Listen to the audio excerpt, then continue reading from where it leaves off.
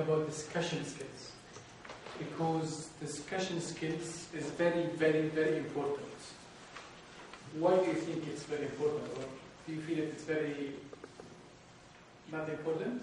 I think it's very important. Why? What's the objectives of having some discussion? You can express yourself. You can express yourself. Very nice. So expressing yourself. Share ideas. Share ideas. Learn. Communicate. So you need to communicate and deliver some thoughts. Very nice. What else? Why do you need to make some discussion sometimes? Learning. You use the discussion to learn sometimes. It's a learning technique. What also need to, where we need to make discussions? Where? Create some ideas, brainstorming, get to know other people. Very nice. Sometimes to take decisions. So we need to discuss it before we take this decision.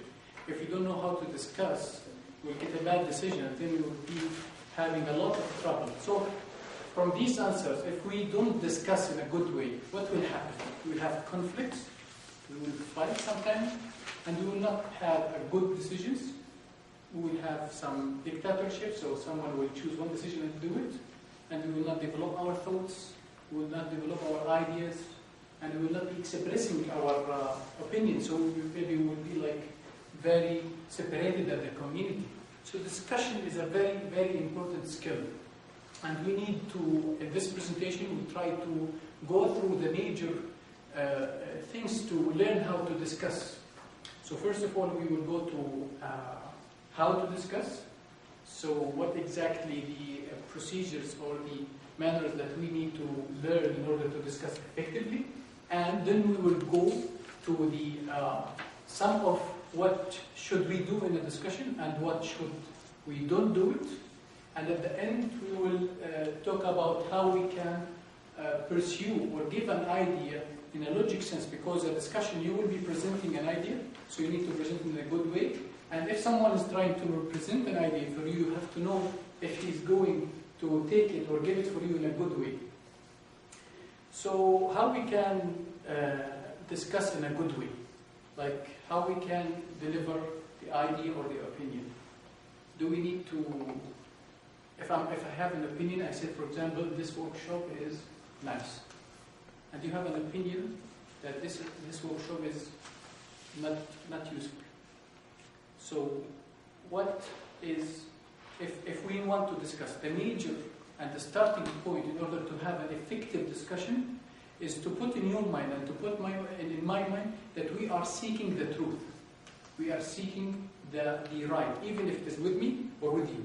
So you don't know, so you don't want to discuss with the intention that I want to be the right one. The first issue in that, so yeah, I can be wrong and you can be right. So you open the discussion and you make the people feel very comfortable in discussing the issue. What else should we do in order to make it very effective? We need to listen. Some people, when they try to express their opinions, we don't want to listen to the others in order, and sometimes because we believe that, for example, akhlaq is saying something wrong, in my opinion, so I will not let him tell that. So I will try to eliminate him and then try to prevent him of saying this. But if I am a strong person in discussion, I'm very able to deliver my ideas, I will let him say, even if I think that he's totally wrong, but he should express his idea and I should defend that or answer that. We should also, even if I find a very huge conflict in the opinions, should also respect the other part. I don't have to convert it to something that, okay, this is saying something very, very different than my opinion, so I don't want to discuss it. Or this one is a bad person, or this one has a very bad ideas. Everyone has the right to think and express. So if we put these thoughts in our mind, we will know how to build a very effective discussion. The question is, if you want to give an idea or make a discussion, how much should you give time for the other part? Some people, with discussion, they take like 90% of the time of the discussion, so they want to say what they want, and they don't give enough time to other part to express his opinion. So very important to respect the time that you spend and the time that the other side or the other person to express. This is very, very important manners in order to reach some good discussion behavior between us, because if you look to the whole world, all the conflict is because there is a bad communication, and there is a bad sometimes interests, and they are trying to eliminate the truth in order to deliver something. So if we want to talk about the pursuing or conveying something, if you have some idea and you are trying to give, or if I'm now trying to give you an idea, or for example, convince you that this university is a very good university, we will try to test my wording now, my sentences. Is it a good discussion? Is it a logical argument, or I'm just saying something without any argument? So if I say University of British Columbia is a very good university, and I stop. Is there an argument? Not yet. I didn't give any evidence for what I'm saying. Okay, I will give another example. Haytham is a bad presenter. Is there an evidence? No. So you can discuss like an issue. Don't buy Toshiba laptops. Why? It's not very nice. Why it's not very nice? Give me a proof. Give me an evidence why you are saying this. In the discussion, you need really to learn what is the critical thinking of any opinion. You should exactly understand what he's trying to say and why, and what the proof that he's trying to give in order to convince you. And you have to really be careful about the wording that he tried to give you. So for example, if he said that it's not very nice, are you talking about like the shape that, or are you talking the processor of the computer? So there is some ambiguity. Sometimes they use it, the people who negotiate and discuss, use some ambiguity in order to make you don't really know how to reply or discuss effectively. So we need to learn these skills. We need to express this in a logical way. So we need to give proof about what we are saying. And we should be very clear about the vocabulary that we are using in our discussions.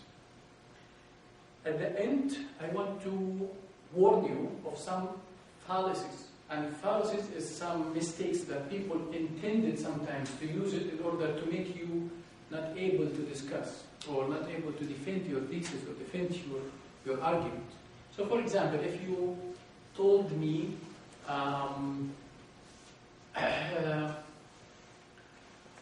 if I ask you, can you please give me $10? So someone maybe will say, okay, take $10. Someone, he will answer, look to this type of argument. Oh, you want to take $10. Tomorrow, you will ask for 20. After tomorrow, you will be asked for 100. After that, you may call my parent in order to get $1,000. So he's giving some sequences of some events, but you are asking for very small amount of money. He's trying to deliver this very small argument to a very big argument, and then if this will reach for 1,000, no, I will not give you the $10. This is a very clear example, but in other examples, they use it a lot in order to give a very small, if you ask, like, let people respect each other. Respect, so everyone will be accepting everything, there is no rules. No, I didn't say this. Be careful. So this is one of the fallacies. A lot of fallacies that you have to be careful. Sometimes they will use emotions. So if you ask for something, so he will try to make it very emotional, like crying or please, this is poor people. I'm not saying about this, I'm saying why you are doing this.